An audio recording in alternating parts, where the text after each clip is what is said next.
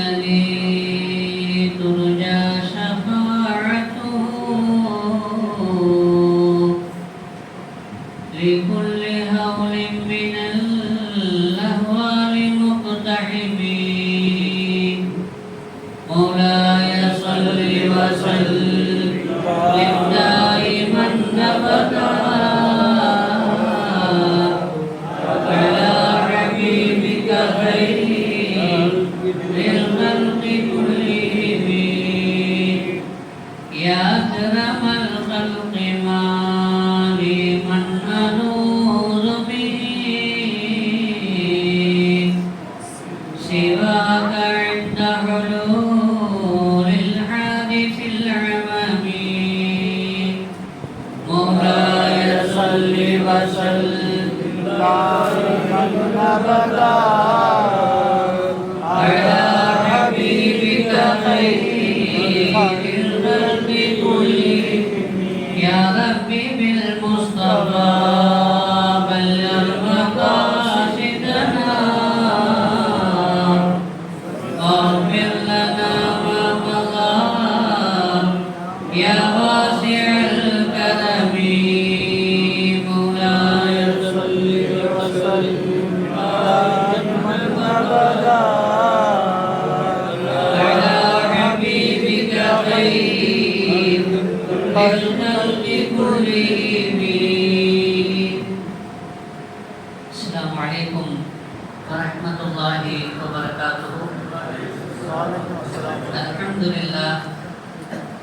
الحمد لله رب العالمين نحمده ونستعينه ونستغفره ونؤمن به ونتوكل عليه نعوذ بالله من شرور أنفسنا ومن سيئات أعمالنا من يهدي الله فلا مضل له ومن يضلله فلا هادي له ونشهد أن لا إله إلا الله وحده لا شريك له ونشهد أن سيدنا ومولانا محمدا عبده ورسوله اللهم صل على سيدنا محمد وعلى آل سيدنا محمد وبارك وسلم عليه.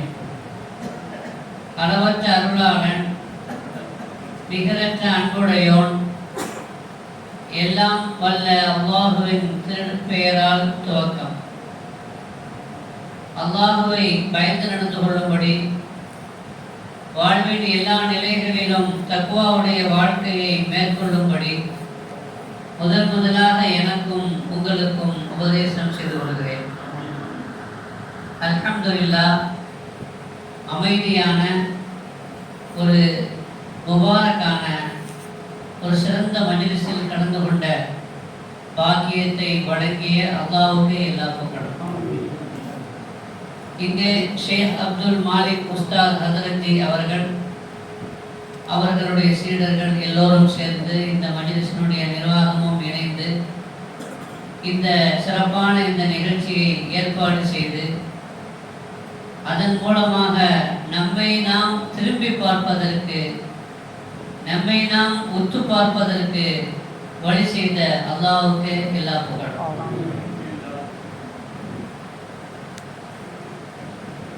அலைவாயும் இந்த மனதிற்கு ஒரு அமைதியை தேடி தருகிற ஒரு அற்புதமான மஜ்லிஸ் தான் இந்த திக்ருடைய மஜ்லிஸ்.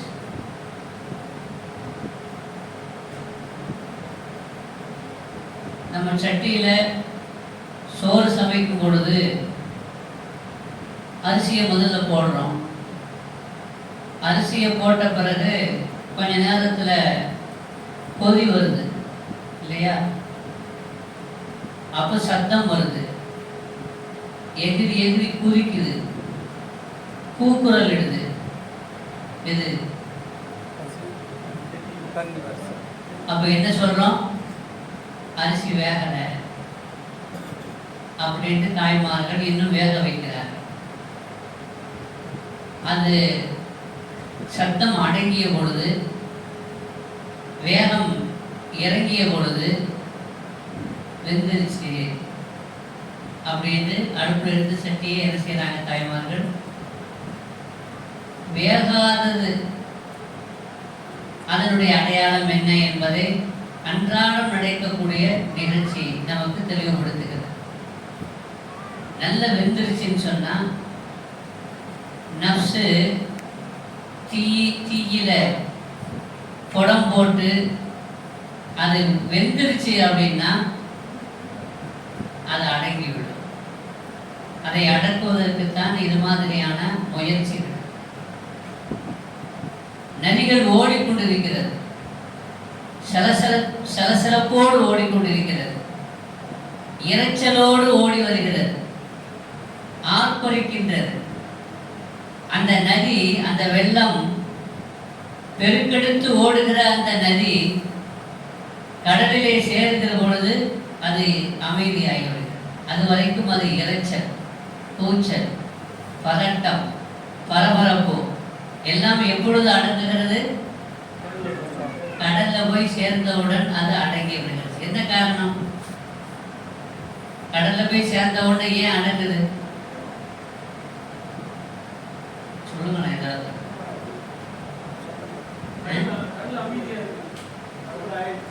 ஏன் அமைதியா இருக்குன்னு கேள்வியே. கடல்ல போய் நிம்மதி அடையுது. எப்படி நிம்மதி அடையுது? அது போய் சேரும்போது ஆறாக நதியாக ஓடி வந்த பொழுது அடங்காதது, நிம்மதி இல்லாமல் இருந்தது. கடலோடு போய் சேர்ந்த உடனே அது ஏன் அமைதி அடைகிறது?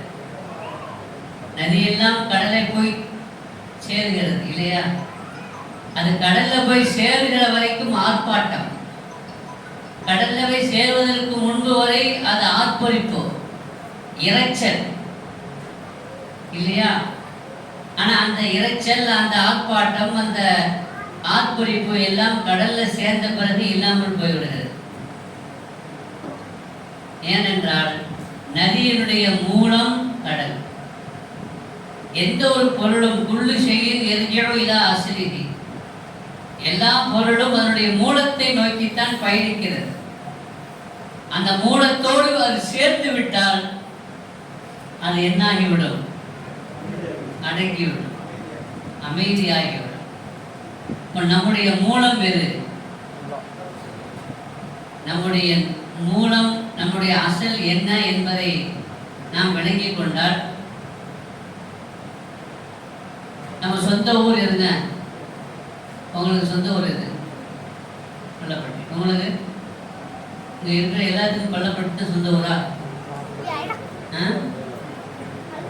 பள்ளப்பட்டி. பல ஊர்காரங்க இருக்கிறான்.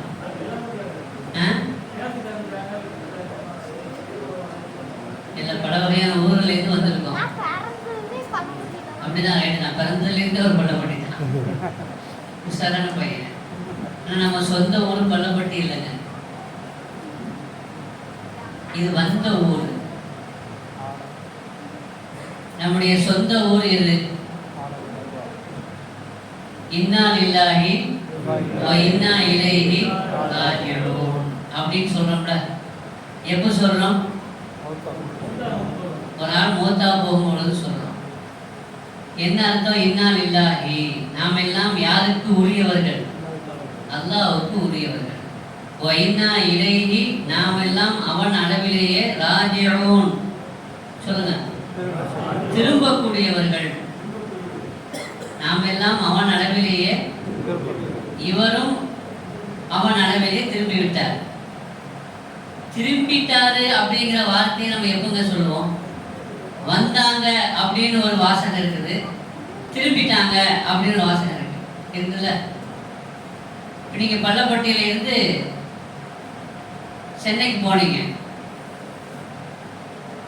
இத உங்க ஊரு, பிறந்த ஊரு, சொந்த ஊரு பள்ளப்பட்டி. இப்போ இங்கிருந்து சென்னைக்கு போறீங்க. சென்னைக்கு போனாங்க அப்படின்னு சொல்லுவோம். இங்க இருந்து சென்னையில உள்ளவங்க என்ன சொன்னாங்க? சென்னைக்கு வந்துட்டாங்க அப்படின்னு சொல்லுவாங்க. புரியுதா உங்களுக்கு? ஆனா சென்னையில் இருந்து நீங்க பள்ளப்பட்டிக்கு வந்துட்டீங்கன்னா அப்ப என்ன சொல்லுவாங்க? பள்ளப்பட்டிக்கு திரும்பிட்டாங்க, பள்ளப்பட்டிக்கு வந்துட்டாங்கன்னு சொல்ல மாட்டாங்க. இங்கதான் இருந்தார் அவரு. வந்த இடத்துக்கே வந்தா 5 பேர் வந்துட்டாங்கன்னு சொல்றது இல்லை. வந்த இடத்துக்கே வந்தா 5 பேர். பிரதமர் இந்தியா விட்டு வெளிநாட்டுக்கு போறாரு, அமெரிக்கா போறாருன்னா பிரதமர் அமெரிக்கா பயணம் அப்படின்னு போடுவாங்க பத்திரிகையில். அதே பிரதமர் இந்தியாவுக்கு வந்துட்டாருன்னா பிரதமர் இந்தியாவுக்கு வந்தான்னு போட மாட்டாங்க. அவர் என்ன ஒரு புதுசான ஆளா இல்லையே. அப்ப பிரதமர் இந்தியாவுக்கு திரும்பினா, அவர் திரும்புதல்ங்கிற வார்த்தை அதான் ராஜ்யோன். அது எதை உணர்த்துது அப்படின்னா, சொந்த ஊருக்கு நம்ம போனால்தான் திரும்புதல்ங்கிறது ஏற்படும். நம்முடைய மூலம், நம்முடைய சொந்தம் எதுவோ, நம்முடைய அசல் எதுவோ அங்கே சென்றால்தான் திரும்பிட்டாங்க, திரும்பிட்டோம் அப்படிங்கிற அந்த சொல் சரியா. உலகத்தில் நாம் சிந்தித்து பார்த்தால், கடலிலே போய் நதி சேர்ந்த உடனே ஏன் அமைதியாகுதுன்னா, அது மூலத்தோடு போய் சேர்ந்து விடுகிறது. நல்ல ஆத்மாக்களை குறித்து அல்லாஹ் குர்ஆனிலே சொல்கிற பொழுது, யா அய்யத்துஹன் நஃப்ஸுல் முத்மஇன்னா, அமைதி பெற்ற ஆத்மாவே. அதுக்கு என்ன அர்த்தம்? இப்போ மனசு அமைதி பெறல, ஆனா அல்லாஹ் மௌத்தா போகும் பொழுது நற்செய்தி சொல்லக்கூடிய பாக்கியத்தை எனக்கும் உங்களுக்கும் தருவானாங்க. அப்போ அமைதி பெற்ற ஆத்மாவாக நம்ம ஆயிரணும். மௌத்தா போகும் பொழுது நம்ம அப்பவும் நஃப்ஸ் அமைதி பெறலைன்னா நல்லா பாதுகாக்கணும். மௌத்து கஷ்டமாகும், மௌத்து கஷ்டமாகும். யா அய்யத்துஹன் நஃப்ஸுல் முத்மஇன்னா, அதற்கான பயிற்சி தான் இங்கே நடக்குது. உங்க நஃப்ஸை அமைதிப்படுத்துறதுக்குண்டான ஒரு முயற்சி. சூஃபிகளுடைய சேவையும் அதனுடைய தேவையும் இங்கே தான் அடங்கி இருக்கிறது. எப்போ அமைதி பெறும்? அல்லாஹ்வே சொல்றான், யா அய்யத்துஹன் நஃப்ஸுல் முத்மஇன்னா, அமைதி பெற்ற ஆத்மாவே, உன் நஃப்ஸ் அமைதி பெறணுமானா இர்ஜிஇ இலா ரப்பிகி, ரப்பிடத்துல நீ திரும்பி வா, ரப்பிடத்துல திரும்பி வா. என் அளவிலே திரும்பினாதான் உன் நஃப்ஸ் என்ன ஆகும்? அமைதி பெறும். எப்படி திரும்பி வரணும்? ராதியத்தம் மறதியா, நீயும் என்னை பொருந்திக் கொண்டாய், நானும் உன்னை பொருந்திக் கொண்டேன், அந்த நிலையில் திரும்பி வா. இந்த நற்செய்தி எனக்கும் உங்களுக்கும் சொல்லப்படுகிற ஒரு பக்குவத்தை நாம் பெற வேண்டும் என்பதுதான் சூஃபியாக்களுடைய முயற்சியும் சேவையும் தேவையும் அங்கேதான் அடங்கியிருக்கிறது. குர்ஆன் ஷரீஃபில் அல்லாஹ் சொல்லுவான், மை யஹ்தில்லாஹு ஃபஹுவல் முஹ்தத், யாருக்கு அல்லாஹ் ஹிதாயத் செய்கிறானோ அவங்க தான் நேர்வழி பெற்றவர்கள். யாருக்கு அல்லாஹ் ஹிதாயத் செய்கிறானோ அவங்க தான் நேர்வழி பெற்றவர்கள். யாருக்கு அல்லாஹ் ஹிதாயத் செய்வான்? யார் மூலமாக ஹிதாயத் செய்வான்? சுயமாக ஒரு மனிதன் ஹிதாயத் பெற்றுவிட முடியுமா? அல்லாஹ் குர்ஆன்ல அடுத்த வசனத்திலே சொல்கிறான், வமன் யுضلل ஃபலன் தஜித லஹு வலியம் முர்ஷிதா, யாரை அவன் வழி எடுப்பானோ அவனுக்கு நீங்கள் பெற்றுக்கொள்ள மாட்டீர்கள் ஒரு முர்ஷிதான வழிகாட்டக்கூடிய வழியை, ஒரு செய்தியை பெற்றுக்கொள்ள மாட்டீர்கள். அப்ப இந்த உலகத்துல வழிகட்டு போனவங்க யாரு, ஹிதாயத் பெற்றவங்க யாரு அப்படிங்கிறதுக்கு ஒரு அடையாளத்தை அல்லாஹ் சொல்கிறான். அல்லாஹ் ஹிதாயத்து செய்வது வழிகாட்டக்கூடிய ஒரு குருவின் மூலமாக, ஒரு ஷேக்கின் மூலமாக. யாரை அல்லாஹ் வழிகெடுக்க நாடுகிறானோ அவங்களுக்கு என்ன கிடைக்காது? வலிய முர்ஷிதா, வழிகாட்டக்கூடிய குரு ஷேக்கு கிடைக்க மாட்டாங்க. அப்போ ஒருவருக்கு ஒரு ஷேக்கு கிடைச்சிருக்காங்கன்னு சொன்னா அல்லாஹ் ஹிதாயத் செய்ய போறான்னு அர்த்தம்.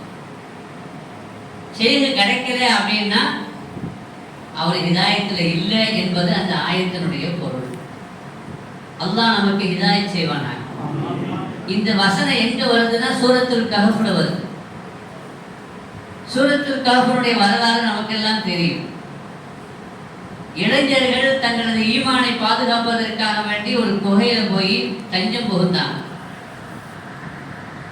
ஏன்னா சிறுக்கு வைக்கும்படி இந்த உலகத்தின் பக்கம் கவனத்தை திருப்ப முயற்சிகள் நடந்த பொழுது அவர்கள் அதையெல்லாம் மட்டும் ஒதுங்கி அல்லாஹ்வின் பக்கம் திரும்பினார்கள். அல்லாஹ்வின் பக்கம், குகையின் பக்கம் திரும்பி அல்லாஹ்வின் பக்கம் ஒதுங்கினார்கள். அல்லாஹ் அவர்களை என்ன செய்தான்? தூங்க வச்சான். எவ்வளவு நாள் தூங்க வச்சான்? 300 ஆண்டுகள் இல்லையா? குறைந்தபட்சம் 300 வச்சுக்கங்க. 300 ஆண்டுகள் அல்லாஹ் அவர்களை தூங்க வைத்தார். அதுக்கு பிறகு அவங்க தூங்கி எழுந்தார்கள். அசல்ல அது தூக்கம் அல்ல, அது ஒரு வகையான ஆழ்நிலை தியானம். 300 வருஷமா அவங்க ஆழ்நிலை தியானத்தில் ஈடுபட்டிருந்தாங்க. இப்ப இருக்கிற கல்வி சொல்லி கொடுத்தாங்க. இருக்கிற கல்வி அப்படிங்கிறது என்ன? ஒரு வகையான தூக்கம் தான். தூக்கம்னா அசைச்சுனாங்க தூக்கிடாதீங்க தூக்கி, அந்த தூக்கம் இல்லை, அது ஒரு வகையான தூக்கம். என்ன தூக்கம்? இப்படி நீங்க ஒரு பொருளை தொலைச்சிட்டீங்க, வச்ச இடம் தெரியல, தேடுறீங்க அப்படின்னா என்ன அர்த்தம்? தூங்கிட்டீங்கன்னு அர்த்தம். தூங்கலைன்னு சொன்னா அந்த இடம் எங்கன்னு உங்களுக்கு மறக்காதுல. நீங்க மறக்கிறீங்கன்னாலே என்ன அர்த்தம்? தூங்கிட்டீங்கன்னு தான் அர்த்தம். தூங்கிட்டியா அப்படி கேட்கறாங்கல்ல. விழிப்போடு இருக்க வேண்டும், அதுதான் தூக்கம் இல்லாமல் இருப்பது என்பது பொருள். அவர்கள் அங்கே விழிப்போடு இருந்தார்கள். ஹயாத்தா தான் இருந்தாங்க, விழிப்போடு இருந்தார்கள். ஆனா அவர்களுக்கு ஹிதாயத்து கிடைப்பதற்கு எத்தனை வருஷம் ஆச்சு? அந்த முக்தி நிலை அடைவதற்கு எத்தனை வருஷம் ஆச்சு? சராசரியா 300 வருஷங்கள் ஆகிவிட்டது. அது என்ன எழுதுறாங்க அப்படின்னா, செயலுக்கு இல்லாம, துணை இல்லாம, அவங்களாகவே சுயமாக அல்லாஹ்வை அடைவதற்காக வேண்டி எடுத்துக்கொண்ட முயற்சி. அதனால அவங்க அடைவதற்கு 300 வருஷம் ஆயிடுச்சு. அவங்க அடைவதற்கு 300 வருஷம் ஆயிடுச்சு. காட்டில மரங்கள் வளர்கிறது, தோட்டத்திலையும் மரங்கள் வளர்கிறது. தோட்டத்திலே தோட்டக்காரன் அந்த மரங்களுக்கு தண்ணீர் ஊற்றி, நீர் பாய்ச்சி, அதை ஒழுங்குபடுத்தி, முறைப்படுத்தி இந்த தோட்டத்தை கண்ணும் கருத்துமாக வளர்க்கிறான், கவனிக்கிறான். அந்த மரங்களும் பழங்களை தருகிறது. காட்டிலே தோட்டக்காரன் இல்லை, நீர் பாய்ச்சுவதற்கு தனி ஒரு ஆண் இல்லை. தானாக அது வளர்கிறது, தானாக அது முளைக்கிறது.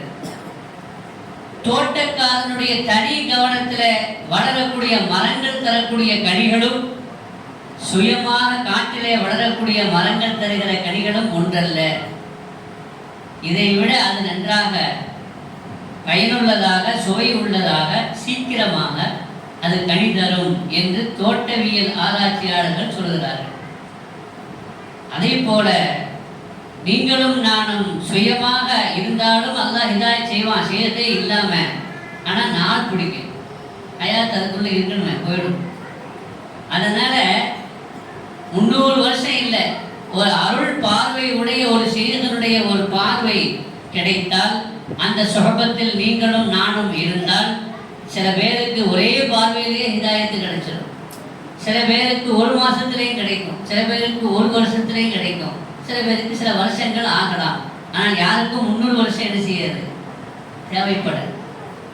குழவி பார்த்துருக்கீங்களா? குழவி குழவி எப்படி உருவாகுது? புழு இருக்குல்ல, புழு, அந்த மண் புழுவை அந்த குழவி கொட்டும். குழவி என்ன செய்யுங்க? கொட்டும். குழவியை கொட்டி கொட்டி கொட்டி அது குழவி ஆயிடும். குழவிங்கிறது புழுதான் குழவியாக மாறுது. எப்படி மாறுது? குழவி அதை கொட்டும், கொட்டி கொட்டி அது எப்படி ஆகிறது?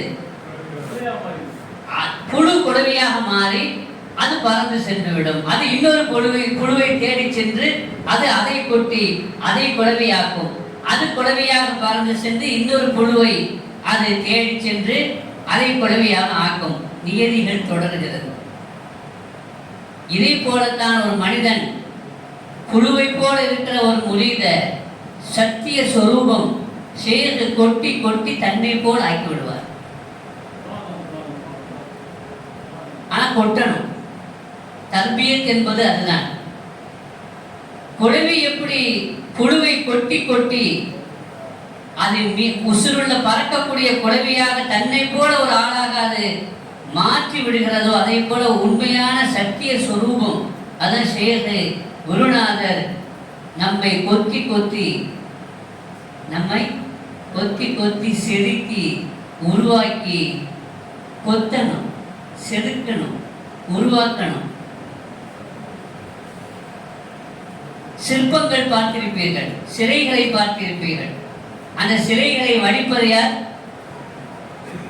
சிற்பி. சிற்பி எங்கிருந்து வடிக்கின்றான் அதை?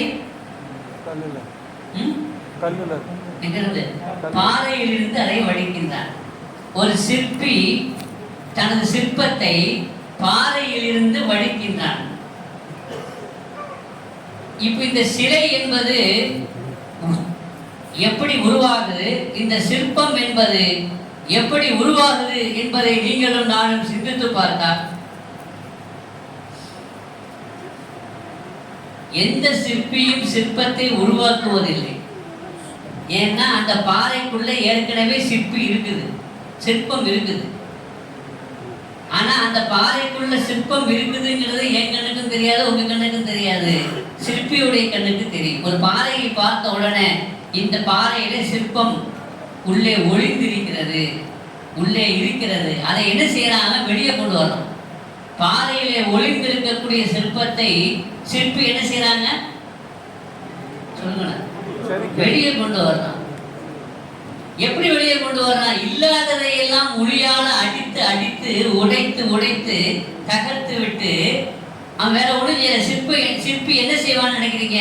பாறையில உள்ள ஏற்கனவே சிற்பம் இருக்கிறது, அதுல தேவையில்லாத பகுதிக்குள்ள வெட்டி எடுக்கலாம். தேவையில்லாத பகுதியை புளிய வச்சு அடிச்சு உடைச்சி அதை வெட்டி எடுத்துட்டாங்க. உள்ள இருக்கிற சிற்பம் என்ன ஆயிடும்? வெளிப்பட்டு. எனக்குள்ளும் உங்களுக்குள்ளும் இருக்கிற அந்த ஹக்கை வெளிப்படுத்தக்கூடிய, உளி வைத்து உடைத்து சிறுக்கி அதை வெளிப்படுத்தக்கூடிய வேலையை தான் செயல்குமார்கள் செய்கிறார். ஆனா உளி வச்சு அடிக்கும் பொழுது கொஞ்சம் வலிக்கும், அந்த வலியை பொறுத்து கொள்ளணும். தர்பியத் என்பது கொஞ்சம் வலி மிகுந்தது தான். தர்பியத் என்பது கொஞ்சம் சிரமங்கள் நிறைந்தது தான். சிரமம் இல்லாம கஷ்டம் இல்லாம நாம பரம்பொருளை அடைந்து விட முடியுமா என்றால் அது இயற்கைக்கு மாற்றமான ஒன்று. கல்புன் சலீம் என்று அல்லாஹ் சொல்றான். யௌமலா யன்ஃபஉ மாலும் வலா பனூன் இல்லா மன் அத்தல்லாஹ பிகல்பின் சலீம். அந்த நாளையில் அவர்களுடைய பணம் கதைக்கு உதவாது. லா யன்ஃபஉ மாலுன், அவங்க திரண்ட செல்வம் இருக்கும், அந்த செல்வம் அவர்களுக்கு பிரயோஜனம் கொடுக்காது. வலா பனூன், பிள்ளைகளும் அவங்களுக்கு எந்த உதவியும் செய்ய மாட்டாங்க. யௌமலா யன்ஃபஉ மாலும் வலா பனூன் இல்லா மன் அத்தல்லாஹ பிகல்பின் சலீம். சலீமான கல்வோடு யார் அல்லாஹ்விடத்தில் வருகிறார்களோ அவர்கள் மட்டும்தான் வெற்றி பெறுவார். சலீமான கல்புனா என்ன?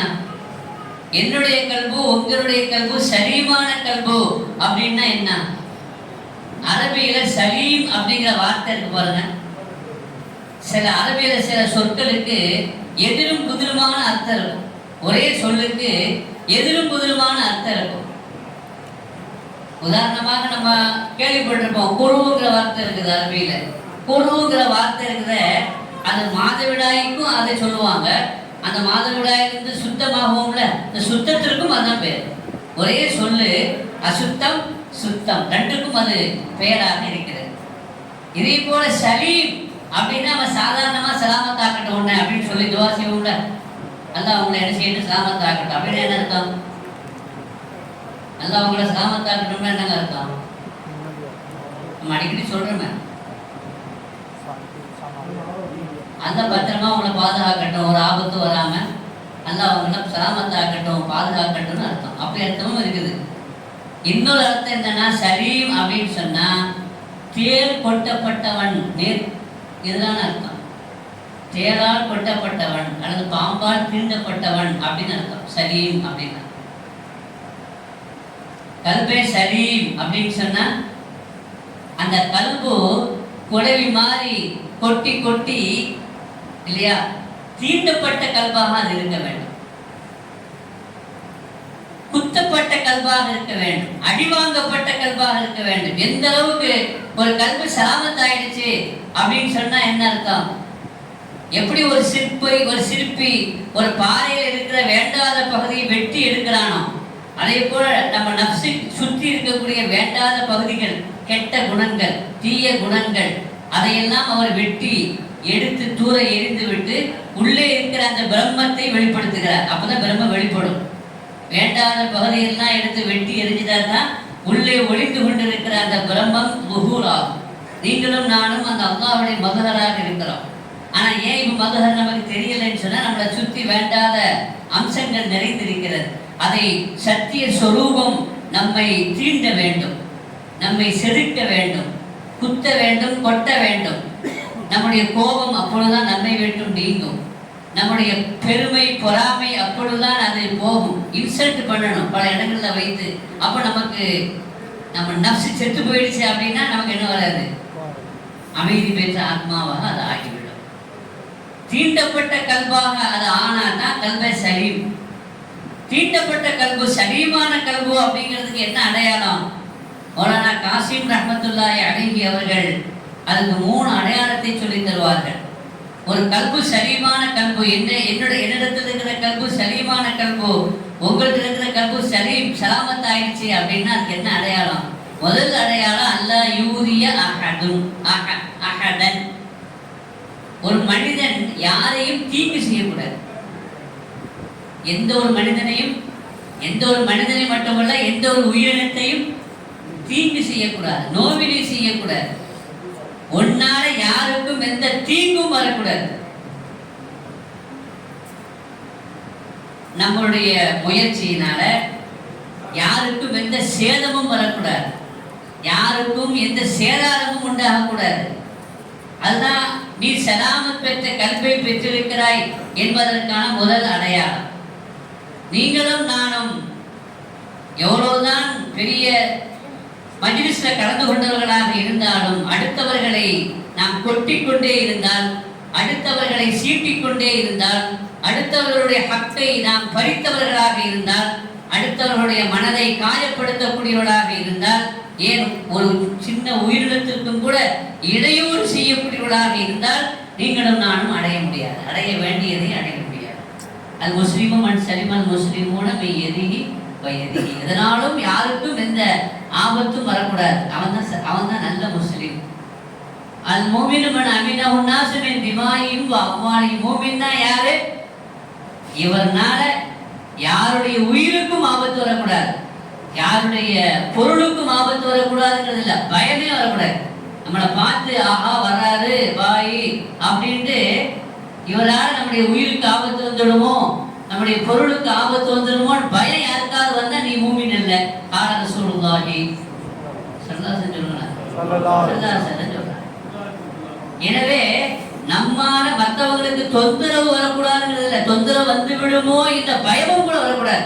ரசூலுல்லாஹி ஸல்லல்லாஹு அலைஹி வஸல்லம் மன் அமினா உன்னாசு மின் திமாயிஹிம் வ அம்வாலிஹிம்.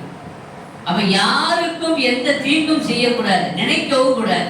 அப்படி நம்ம செய்வோமோ என்று பயமும் யாருக்கும் என்ன செய்யக்கூடாது, வரக்கூடாது. அந்த அளவுக்கு நீ பக்குவமாக, நன்னடத்தை உள்ளவனாக, பண்புள்ளவனாக, பக்குவம் உள்ளவனாக நீ முதலில் ஆகிவிட்டால் சலாமத்தான கல்வியை பெற்றுவிட்டாய் என்பதற்கான முதல் அடையாளம். ரெண்டாவது, இப்ப நம்ம யாருக்கும் தீங்கு செய்யல, நம்ம யாருக்கும் தொந்தரவு செய்யல, ஆனா உலகம் நம்மளை தொந்தரவு செய்யாம இருக்கும். உலகம் நம்மள எல்லா சமயத்திலையும் வெண்சம்பர் வீசி நம்மளுக்கு திரும்பத்தா செய்வாங்க, செய்ய மாட்டாங்க. உலகம் நம்மை சீண்டும். உலகத்தில் இருக்கிற மற்றவர்கள் நம்மை தீண்டுவார்கள், நம்மை குத்துவார்கள், நம்மை குடைவார்கள், மனசை ரணப்படுத்துவார்கள், காயப்படுத்துவார்கள். அப்போ உங்க மனசு என்னங்க ஆகும்? என் மனசு என்ன ஆகும் சொல்லுங்களேன். காயப்பட்டா என்ன ஆகும்? வேதனைப்படும். இந்த மாதிரி பண்றாங்க, என்ன காயப்படுத்திட்டானே, மனசு வேதனை, நோக்கடிச்சிட்டா, வருத்தம் வருதுல. என் நப்சுக்கும் வேதனை வருது, உங்க நப்சுக்கும் வேதனை வருது. சோதனைகள் வேதனைகள் வரும் பொழுது உங்களுக்கு வருத்தமும் வலியும் வருகிறதா? ஹவுசுல்லாஹ் மஹீத்தின் அப்துல் காதிரான் 3 மர்த்தபாவை சொல்றாங்க. நமக்கு சோதனை வந்துருச்சு, வேதனை வந்துருச்சு, அடுத்தவங்க ஏமாத்திட்டாங்க, அல்லாஹ்வுடைய புறத்தில் இருந்து அல்லது மற்றவர்கள் புறத்தில் இருந்து நமக்கு சேதாரம் ஏற்பட்டு விட்டது, சேதம் உண்டாகிவிட்டது, நஷ்டம் ஏற்பட்டு விட்டது, நம்மளை ஏமாத்திட்டாங்க. அப்ப நமக்கு என்ன ஏற்படும்? மனசுல வருத்தம் ஏற்படும், வேதனை ஏற்படும். ஆனா இதை நம்ம குழம்பிக்கிட்டே இருக்கோம். அந்த மாதிரி எனக்கு எனக்கு இந்த மாதிரி வந்துருச்சு, எனக்கு இந்த மாதிரி முசீபத்து வந்துருச்சு, எனக்கு இந்த மாதிரி பலா வந்துருச்சு அப்படின்னு நம்ம குழப்பிக்கிட்டே இருப்போம். இது ஒரு வகை. நம்மளால தாங்க முடியாது, தாங்க முடியாம வரபடி தான் சொல்லுவோம், அந்த மாதிரி அவன் ஏமாத்திட்டான், என்னை மோசடி பண்ணிட்டான், என்னை நம்பிக்கை துரோகம் பண்ணிட்டான், நஷ்டம் ஆயிடுச்சு, அப்படி ஆயிடுச்சு, இப்படி ஆயிடுச்சுன்னு நம்ம என்ன செய்துட்டே இருப்போம், என்ன செய்வோங்க, புலம்பிக்கிட்டே இருப்போம். இது ஒரு நிலை. ஆனா இது புலம்புறது அப்படின்னா உனக்கு சபுர் இல்லைன்னு அர்த்தம். அப்ப அந்த சோதனை உனக்கு தண்டனைங்கிறாங்க. ஹவுசல்லாஹ் மஹீதீன் அப்துல் காதர் ஜிலானி, உனக்கு வாழ்க்கையில வரக்கூடிய வேதனையும் சோதனையும் அது வருகிற பொழுது நீ எல்லாத்தையுமே சொல்லி அழுது புலம்பிக்கிட்டு இருந்தேன்னு சொன்னா, இந்த சோதனை இந்த வேதனை உனக்கு அல்லாஹ் கொடுத்த தண்டனை, நீ செய்த பாவத்திற்கு உண்டான தண்டனை சொல்ற. ஆனா சோதனை வந்துருச்சு, வேதனை வந்துருச்சு, மனசு கஷ்டமா தான் இருக்குது. அவளை யார்கிட்டையுமே நம்ம என்ன செய்யல, அதை வெளியில சொல்லி புலம்பிக்கிட்டு இருக்கல, நாமளே உள்ள வச்சு என்ன செய்யலாம், அதை அடக்கி கொடுக்குறோம். அதுக்கு பேரு சபுரு. சபுரு சபுருனா பேசாம இருக்கிறது பேர் தான் சபுரு. புலம்பிக்கிட்டே இருந்தீங்கன்னா சபுர் இல்லை. மம்பஸ்தலம் யஸ்பிர் கால சொல்லுவாரி. அதை புலம்பிக்கிட்டே இருந்தான் அப்படின்னா அவன் சபுர் செய்யலைங்கிறான். உங்களுடைய வேதனைகளையும் வழிகளையும் நீங்கள் தாங்கிக் கொண்டு சபுரோடு இருக்கணும் அப்படின்னு அர்த்தம். வலி இருக்குதான் செய்யுது, வேதனை இருக்கதான் செய்யுது, தாங்க முடியல, கஷ்டமா இருக்குது. ஆனாலும் நீங்க யார்த்தையும் புலப்பல. ஆனா யார்த்த சொல்றீங்க, அல்லாஹ்ட்ட சொல்றீங்க. இன்னும் ஏதாவது அபுஸ்தும் என்ன சொல்றாங்க, யாக்கூப் அலைஹிஸ்ஸலாம், என்னுடைய கவலையையும் எனது துக்கத்தையும் நான் இன்னமா அஷ்கு வஸ்தி வ ஹுஸ்னி இலல்லாஹ், அல்லாஹ்விடத்தில் முறையிடுகிறேன். அல்லாஹ்விடத்துல முறைப்பே என்னால தாங்க முடியல. அல்லாஹ்ட்ட எப்படி முறையிடக்கூடாது, உனக்கு நியாயமா, நான் எத்தனை பேர் தொழாம இருக்கிறான், நான் தொழுவுறதில்ல, நான் அதை செய்யறதில்ல, இதை செய்யறதில்ல, என்ன போய் இப்படி சோதிக்கணும், நியாயமா? இது பேரல்ல சபுர்.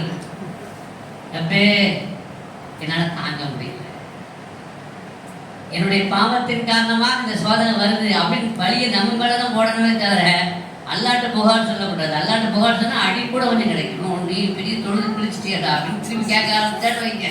நீ தொழுத எனக்கு என்னடா அப்படின்னு கேட்டேன்னு வைங்க, நீ தொழுத எனக்கு என்ன போடா அப்படின்னு அனுப்பிட்டா என்ன ஆகும்? நம்ம தொழுது ஒண்ணு கிழிக்கலங்க, நம்ம விக்ரி செய்து ஒண்ணு கிழிக்கல. அதனால அல்லாத ஒரு புண்ணாக்கு அல்லாவுக்கு ஆக போறது இல்லை. அதனால என்ன அல்லாவுக்கு ஆகும் போது நாம நினைச்சிட்டு இருக்கிறோம், எனக்கு தான் சோதனையா வருதா அதுல, நான் வைக்காத நோம்பு இல்லை, செய்யாத உம்ரா ஹஜ்ஜி இல்லை, உன்னை யார் போச்சோன்னா நீ அடிமையா அல்லாஹ் அடிமையா? நீ தானே அடிமை. அடிமையினுடைய நிலை என்ன? எஜமா என்ன செய்யலாம் பொறுத்துக்கணும். வேலைக்காரனுக்கும் அடிமைக்கு வித்தியாசம் இருக்கு. வேலைக்காரனுக்கு உரிமை இருக்குது, ஆனா அடிமைக்கு என்ன கிடையாதுங்க, சம்பளமும் கிடையாது, உரிமையும் கிடையாது. அவன் கொடுத்தா சாப்பிடணும், இல்லைன்னா அவ்வளவுதான். அதுக்கு பேர் தான் அடிமை. அடிமையா நமக்குன்னு ஒரு விருப்பமும் இருக்கக்கூடாது, நமக்குன்னு வெறுப்பும் இருக்கக்கூடாது. சுல்தான் மஹமூது கஜனவி ரஹ்மத்துல்லாஹி அலைஹி அவர்களுக்கு எத்தனையோ அடிமைகள் இருந்தாங்க. அதுல இயாஸ் என்ற ஒரு அடிமை ரொம்ப பிரியம். அது மற்ற அடிமைகளுக்கு பிடிக்கல, மற்றவங்களுக்கு புரியவும் இல்லை. ஏன் சுல்தான் அவங்க சொன்ன வேலை நம்ம எல்லாம் செய்தாலும் செய்யறோம், ஆனா அவங்க மேல இல்லையா, இயாஸ் மேல மட்டும் ஏன் உள்ள பிரியமா இருக்கிறாங்க? புரிய வச்சாங்க சுல்தான் மஹமூது கஜனவி ரஹ்மத்துல்லாஹி அலைஹி. எடுத்து புரிய வச்சாங்க. எல்லாருக்கும் மத்தியில வச்சுக்கிட்டு அவர்கிட்ட கேட்டாங்க, இயாஸ் உனக்கு என்ன சாப்பாடு பிடிக்கும் அப்படின்னு கேட்டாங்க. நம்மள ரொட்டியும் கறியும் பிரியாணி தான் சொல்லுவோம். ஒவ்வொருத்தருக்கு ஒரு பிரியமான உணவு இருக்கும்ல, அதை சொல்லியிருப்போம். அவரு உங்களுக்கு என்ன பிரியம், எதை நான் உனக்கு ஏதாவது ஒரு பிரியமான, நீ பிரியப்படுற ஒரு ஃபுட்டு உனக்கு வாங்கி தரேன்னு நினைக்கிறேன், உனக்கு எந்த உணவு உனக்கு பிடிக்கும்? என்னமா எது தரீங்களோ அது எனக்கு பிடிக்கும்னு. உனக்கு எந்த ட்ரெஸ் பிடிக்கும் நீ சொல்லு, நான் வாங்கி தர்றேன் அப்படின்னு சொன்னாங்க. நீங்க என்ன தருவீங்களோ அது எனக்கு பிடிக்கும். இல்லையா, இது உன் விருப்பம், நான் என்னன்னு கேட்டா நீ ஏன் விருப்பத்தை சொல்லிட்டு இருக்கிற? நான் ஒரு மணி தானே தரப்போறேன், அது வேற விஷயம். உனக்கு என்ன விருப்பம், உனக்கு என்ன பிடிக்கும் சொல்லு. என்ன உணவு உனக்கு பிடிக்கும், எந்த உடை உனக்கு பிடிக்கும், எந்த வஸ்து உனக்கு பிடிக்கும், ஓ விருப்பத்தை கேட்கிறேன், ஓ விருப்பத்தை சொல்லு அப்படின்னு சொன்ன பொழுது அவர் சொன்னாரு, எனக்கென்று ஒரு விருப்பு வெறுப்பு என்று தனியாக இருந்தால் நான் ஏன் அடிமையாக இருக்கிறேன்? நான் சிறந்த புருஷனாக வல்லவா ஆயிருப்பேன். எனக்கு உங்களுக்கு அல்லாஹ்விட்ட உரிமை கொண்டு கொண்டாடுறதுக்கு ஒண்ணுமே இல்லைங்க. தந்தாலும் சரி தராட்டாலும் சரி. ஒரு ஷேக் இடத்துல ஒரு ஹதியா கொண்டு வரப்பட்டுச்சு. அந்த ஹதியாவை கொண்டு வந்த உடனே அங்கே நிறைய முறிவுகள் மாதிரி நிறைய முறிவுகள் இருந்தாங்க. அப்போ ஒரு ஆள் சொன்னாரு, உங்க பக்கத்து எங்க எல்லாத்துக்கும் தந்தா நாங்களும் அந்த ஹதியாவை அந்த அன்பளிப்பை நாங்களும் சாப்பிடுவோமே அப்படின்னு சொன்னேன். சரிப்பா தர்றேன். அப்போ எல்லாத்துக்கும் என்ன செய்யணும், பங்கு வச்சு கொடுக்கணும். அப்போ அந்த ஷேக் கேட்டாங்க அங்கே இருக்கிற முறிவுகள்கிட்ட, அல்லா மாதிரி பங்கு வைக்கணுமா ரசூல் மாதிரி பங்கு வைக்கணுமான்னு கேட்டாங்க. இது புதுசா இருக்குது. அல்லா மாதிரி பங்கு வைக்கணுமா ரசூல் மாதிரி பங்கு வைக்கணுமா கேள்வி புதுசா இருக்குது. சரி முதல்ல ரசூல் இருந்து ஆரம்பிப்போம். ரசூல்லா மாதிரி பங்கு வைங்க அப்படின்னு சொன்னாங்க. ஸல்லல்லாஹு அலைஹி வஸல்லம் சொல்லுங்க, ஸல்லல்லாஹு சொல்லணும். இப்போ உதாரணத்துக்கு சொல்லுவோமே, ஒரு 100 பேர் அங்கே இருந்தாங்க. ஒரு 100 ஆப்பிள் வந்துச்சு. அப்போ ஒரு ஆளுக்கு ஒரு ஆப்பிள் வீதம் 100 பேருக்கு என்ன செய்தாங்க, பங்கு வச்சு கொடுத்துட்டாங்க. இதுதான் ஸல்லல்லாஹு அலைஹி வஸல்லமுடைய பங்கீடு. ரொம்ப பெர்ஃபெக்டான பங்கீடு. நீதி, நேர்மை, நியாயத்தின் அடிப்படையில் இந்த சூரத்தில் பங்கீடு அமையும்.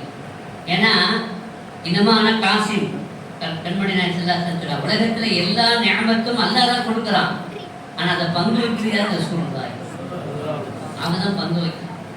அது வேற விஷயம், அது வேற தலைப்பு. ஆக ஸல்லல்லாஹு அலைஹி வஸல்லம் நியாயமா பங்கு வைக்கணுங்கிறத வலியுறுத்தி இருக்கிறான். நேர்மையா பங்கு வைக்கணுங்கிறது வலியுறுத்தி இருக்கிறான். பெருமானார் ஸல்லல்லாஹு அலைஹி வஸல்லம் நமக்கு விளக்கிய அந்த நேர்மையும் நியாயமும் நமக்கு புரியும். எனவே நியாயம் இல்லாம பங்கு வச்சா அந்த பங்கு வைக்கிறவன் நரகத்துல போவான்னு எச்சரிக்கப்படுகிறாங்க. அல் காசிமு ஃபின்னார் கால ரசூலுல்லாஹி. ஆளை பார்த்து பங்கு வச்சா நம்ம குடும்பத்துக்கு ஒரு பங்கு, நம்ம பிள்ளைக்கு ஒரு பங்கு, வேண்டியவனுக்கு ஒரு பங்கு, வேண்டாதவங்க ஒரு பங்கு. அது அல் காசிமு ஃபின்னார். அப்போ ஸல்லல்லாஹு அலைஹி வஸல்லம் எதை சொன்னாங்கன்னு அதை செய்யக்கூடியவங்க. நீதியா நேர்மையா கரெக்டா பங்கு வச்சாங்க. அப்போ சொன்னாங்க, சரி ஸல்லல்லாஹு அலைஹி வஸல்லம் எப்படி பங்கு வைப்பாங்கிறத தெரிஞ்சு போச்சு. அல்லாஹ் எப்படி பங்கு வைப்பான் அதையும் கொஞ்சம் காட்டிருக்கேன் அப்படின்னா எல்லா ஆப்பிளுக்கும் தாங்கன்னா எல்லா ஆப்பிள் மொத்தம் எத்தனைங்க ஆப்பிள், 100 ஆப்பிள். அது இடத்துல மொத்தமாக வைங்கன்னு சொன்னேன். வச்சுட்டு என்ன செய்தாங்க, ஒரு ஆளுக்கு 10 ஆப்பிள் எடுத்து கொடுத்தாங்க, ஒரு ஆளுக்கு 5 ஆப்பிள் எடுத்து கொடுத்தாங்க, ஒரு ஆளுக்கு 20 ஆப்பிள் எடுத்து கொடுத்தாங்க, ஒரு ஆளுக்கு 30 ஆப்பிள். இப்படி ஆளுக்காடு அவங்களுக்கு என்ன தோணுதோ அதை கொடுத்தாங்க. கடைசியில் கொஞ்சம் எரிஞ்சு மொத்தமாக ஒரு ஆட்டை கொடுத்தாங்க. பாதி பேர் கொடுத்தாங்க, பாதி பேர் கொடுக்கவே இல்லை. இப்படிதான் அல்லா பங்கு வைப்பாங்க. சில பேர் கொடுப்பான், சில பேர் கொடுக்கவே மாட்டான். சில பேர் கொஞ்சம் கொடுப்பான், சில பேருக்கு அதிகமாக கொடுப்பான். அதில் என்ன ஹிக்மத் இருக்குங்கிறது எனக்கு தெரியாது, அவனுக்கு மட்டும்தான் தெரியும். இது அல்லா பங்கு வைக்கிற முறைன்னு சொல்றேன். எல்லாமே நீதி தான். அல்லாவுடைய எந்த செயலும் அநீதி கிடையாது. அல்லாவுடைய எந்த செயலும் நீதிக்கு புறம்பானது இருக்குதாங்க. ஆனா நாம என்ன சொல்றோம், ஒரு 5 வக்து தொட வந்துட்டோம், அல்லாஹ் இது பொறுக்குமா, உனக்கு நியாயம் தானா, நான் உன்னை விடாம தொழுறேன், லிக்ரு மஜ்லிஸ் வந்து கடந்துக்கிறேன், என்ன போய் இந்த மாதிரி சோதிக்கிறிய, இவன் விளங்காதவன் அர்த்தம். இப்படி நினைக்கிறவனும் விளங்காதவன், இப்படி வெளிப்படையாக அல்லாட்ட புகார் பண்றவனும் விளங்காத. மொஹிதீன் அப்துல் காதி என்ன சொல்றாங்க, இந்த மாதிரியா குழம்பக்கூடாது அல்லாட்ட. எப்படி குழம்பணும், ரப்பே என்னுடைய பாவத்தின் காரணமா எனக்கு சோதனை வந்துருச்சு, ஆனா நீ மன்னிக்கக்கூடியவன், என்னால் தாங்க முடியலன்னு பணிவை வெளிப்படுத்த. அப்படி பணிவை வெளிப்படுத்தி இஸ்திக்பார் செய்யுதுன்னா உனக்கு இவனுக்கு பேர் சபுர். இதுக்கு பேர் தான் என்னங்க, சபுர். பொறுத்துக்கிட்டான். பொறுமை. பொறுமை பொறுமைன்னு சொன்னா தாங்கி கொள்றது, சகித்து கொள்வது. ஆனா சிரமம் இருக்கும், வலி இருக்கும், வேதனை இருக்கும். அல்லாஹ்வுக்கு வேண்டி அதை என்ன செய்துட்டாங்க, சகித்து கொண்டார்கள். அது பேர் சபுர். இந்த சபுர் இதனால என்ன ஆகும் அப்படின்னா பாவங்களுக்கு பரிகாரம். இந்த இந்த சபுரின் காரணத்தினா நம்முடைய பாவங்களுக்கு அது பரிகாரமாகும். முதல்ல உண்டான பாவமும் பரிகாரமாகாது, வேதனை தான் கூடும். புலம்பிக்கிட்டே இருக்கிறான்ல. ஆனா இவன் வந்து சபுர் செய்த காரணத்தினால யாரையும் புலம்பவில்லை, தனக்கு தானே அதை அடக்கிக் கொள்கிறான், தாங்கிக் கொள்கிறான், சகித்துக் கொள்கிறான். காரணத்தினால என்னுடைய பாவத்திற்கு பரிகாரம். இன்னொரு வகையான சோதனை இருக்கு. இன்னொரு 3வது வகையான மனிதர்கள் இருக்கிறான். அவங்களுக்கு சோதனை வரும், வேதனை வரும், கஷ்டம் வரும். ஆனா அவங்க என்ன செய்ய மாட்டாங்க, பொறுமையா இருக்க மாட்டாங்க, பொருந்திக் கொள்வார். என்ன செய்வாங்க, பொருந்திக் கொள்வார். பொறுமைக்கு பொருந்திக் கொள்வதுக்கு என்னது, அது வந்து சபுரு. இது வந்து ரிதா. சபுருன்னு வேதனையோடு தாங்கிக் கொள்றது, கஷ்டத்தோடு தாங்கிக் கொள்றது. என்ன பண்றது, அப்படிங்கிற மனசு நினைப்போடு தாங்கி கொள்றது. ரிபா அப்படின்னா பொறுமை கொள்றது. அந்த வேதனையை உணராமல், வேதனையே அவருக்கு இருக்காதுங்க, அந்த வேதனையே அவருக்கு தெரியாது. அப்போ கல்பை சலீம்னா என்ன? ரெண்டாவது அடையாளம் என்னன்னா, யாரின் மூலமாக எந்த வேதனை வந்தாலும், எந்த சோதனை வந்தாலும், எந்த கஷ்டம் வந்தாலும், முதல் அடையாளம் என்னங்க? அல்லாஹ் யூதிய அஹதன், யாருக்குமே இவர் என்ன செய்யக்கூடாது? நோவினை செய்யக்கூடாது. ரெண்டாவது அடையாளம் என்னன்னா, அல்லாஹ் யதா அல்லாஹ் பின் அஹதின், யாரினாலும் எந்த வேதனையையும் இவர் பெறக்கூடாது, யாரினாலும் எந்த நோவினையையும் இவர் பெறக்கூடாது. அப்படின்னு என்ன அர்த்தம்? அடி கொடுத்தாலும் அந்த அடி நமக்கு வருகை தரக்கூடாது. அவன் நம்மளை ஏமாத்தி இருக்கிறான், நம்மளை கஷ்டப்படுத்தி இருக்கிறான், அவர் மேல கோபம் வரக்கூடாது, அவர் மேல நமக்கு என்ன வரக்கூடாது? வெறுப்பு வரக்கூடாதுங்கிறது மட்டுமல்ல, அது ரொம்ப அந்த வெறுப்பு வராம அதை நம்ம சகித்து கொள்ளல, சந்தோஷமா ஏத்துக்கிட்டீங்கன்னு சொன்னா இதுதான் கல்பை சலீமினுடைய ரெண்டாவது அடையாளம். வேதனையே தெரியக்கூடாதுங்கிறாங்க. அதனால் நம்மளை அந்த நிலைக்கு மாற்றுறதுக்கு எவ்வளோ நேரம் ஆகும், எவ்வளோ நாள் ஆகும் தெரியாது. ஆனால் ஷேகனுடைய ஒரு பார்வை கிடைச்சா அந்த கல்புக்கு அந்த நிலை வருவதற்கான வாய்ப்புகள் இருக்கு. காட்டில் ஒரு குடும்பம் வசிக்குது. கணவன் வந்து விறகு வெட்டுறான், மனைவி சமைக்கிறாங்க. கணவன் தூரமாக ஒரு மரத்திலிருந்து விறகை வெட்டி வெட்டி போடுகிறான். சற்று தள்ளி ஒரு குடிசையில மனைவி அதாவது சமைத்து கொண்டிருக்கிறாங்க. திடீரென்று கணவன் பார்க்கிறான் மனைவியை. அவன் மனைவியினுடைய கால் இருக்குல்ல, அது ஒரு தீ கங்கின் மீது மிதித்து கொண்டு அவள் நிற்கிறாள். நெருப்பு கங்கின் மீது சொல்லுங்க மிதித்து கொண்டு அவள் நிற்கிறாள். இதை யார் பார்க்கிறார்? கணவன் பார்க்கிறான். அங்கிருந்து சத்தம் போற, அடியே நீ நெருப்பு கங்கை மிதித்து கொண்டிருக்கிறாய், உன் காலுக்கடியிலே நெருப்பு கங்கு இருக்கிறது, காலை எடு, காலை தூக்கு அப்படின்னு சொல்லி மனைவி மேல உள்ள கிருபையில அவன் அங்கிருந்து கத்துக்கிறான். நீ நெருப்பு கங்கை மிதித்து கொண்டிருக்கிறாய், காலை அகற்று என்று.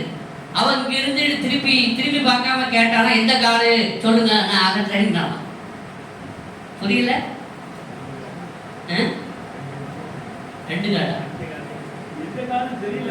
தெரியல. எந்த கால்ல நெருப்பு இருக்குது, எந்த காலால் நெருப்பை நாம் மிதித்து கொண்டிருக்கிறது அவளுக்கு தெரியல. ஏன் தெரியலன்னா, அந்த காட்டுல நெருப்புங்கிறது அவளுக்கு பழகி போச்சு. மிதிச்சு மிதிச்சு கால் எப்படி ஆகி போச்சு, அது நெருப்புக்கு பழகிடுச்சு.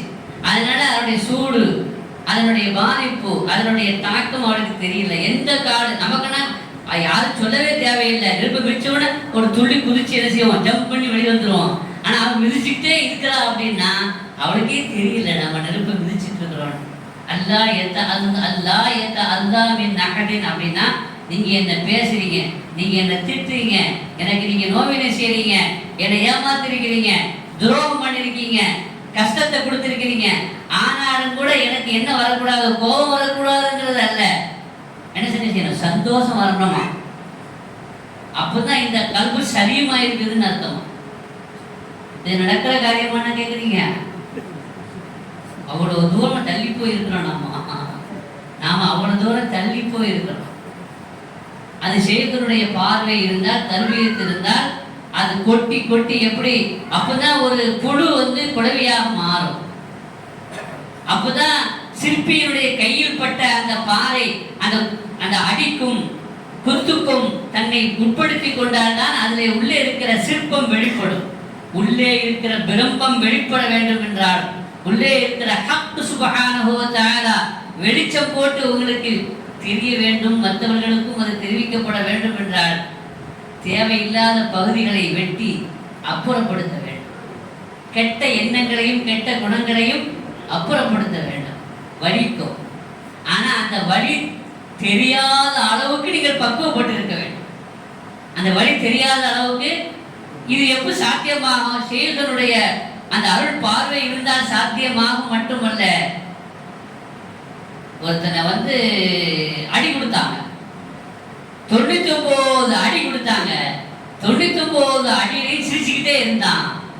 99 அடியிலையும் சாட்டையாக அடிக்கும்போது வலி தெரியாம இருக்குமாங்க?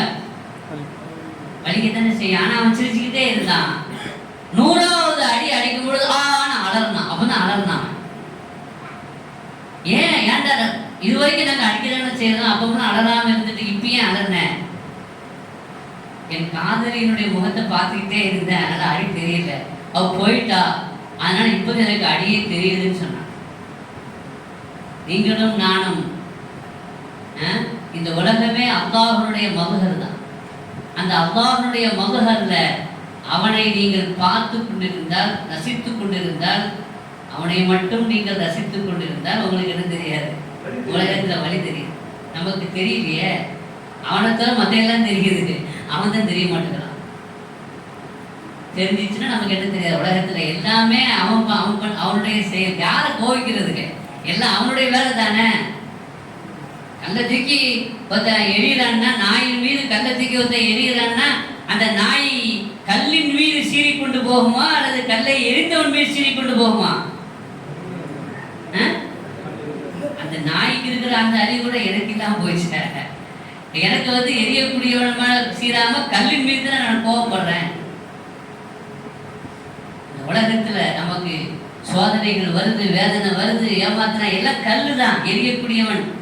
நாம் அவனை பார்த்து நாம முதல்ல சபுல் செய்யணும். அதுக்கு பிறகு நம்ம என்ன செய்யணுங்க? பொருந்தணும். இந்த கல்வோடு நீங்க அல்லாட்ட வந்தால்தான் சக்சஸ் அப்படின்னு தான் சொல்லலாம். சலீமான கல்பு. நான் நிறைவு செய்கிறேன். இப்ராஹிம் அலைஹிஸ்ஸலாத்தை பார்த்து அல்லாஹ் சொன்னான், இது காலஹு ரப்புஹு அஸ்லிம். என்ன சொன்னா? அஸ்லிம். யாரை பார்த்து சொன்னா? என்ன அர்த்தம் அஸ்லிம்? நீ முஸ்லீம் ஆகு. நாமளா இருந்தா நம்மளை பார்த்து சொல்லியிருந்தா நான் என்ன முஸ்லீமா இல்லாம கபராவா இருக்கிறேன்னு திருப்பி கேட்டு போன்றாட்ட. ஆனா அல்லாஹ் இப்ராஹிம் நபியை பார்த்து சொல்றான், கலீலுல்லாஹ் இப்ராஹிம் பார்த்து சொல்றான், அஸ்லிம், நீங்க முஸ்லீம் ஆகுங்க. அஸ்லம்துலில்லாஹி ரப்பில் ஆலமீன். நான் சரண்டர் ஆகிவிட்டேன். ரப்புல் ஆலமீன் ஆகி அல்லாஹ்வுக்கு நான் சரண்டர் ஆகிவிட்டேன்னு சொன்னாங்க இப்ராஹிம் அலைஹிஸ்ஸலாம். அதுதான் உண்மையான முஸ்லிம். சரண்டர் ஆயிடும்.